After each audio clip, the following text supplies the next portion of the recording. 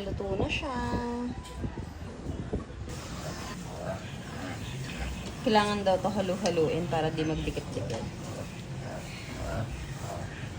Lalagay ko na yung whole kernel.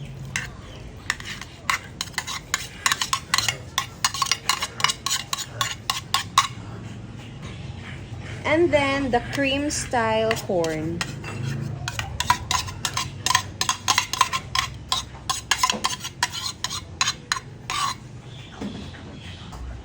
Mix, mix.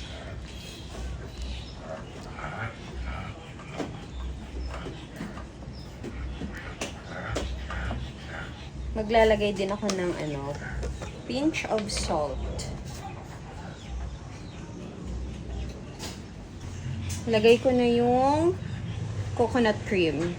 Konti-konti lang muna. Or ubusin ko na ba? Kaya tubig lang yung pinampakulo ko kanina sa malagkit na bigas dahil delata lang na gata ang gamit ko. Konting sugar muna lalagay ko. Baka sumobrang tamis. Nakulangan ako sa mais kaya ubusin ko na to.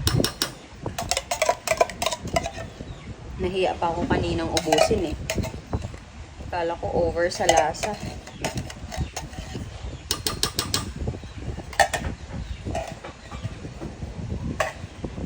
And then, ito namang whole kernel. Sama ko na yun sa bawah.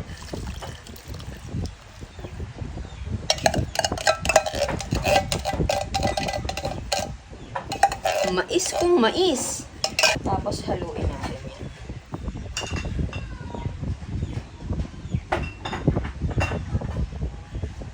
Daming mais, sarap. Luto na siya.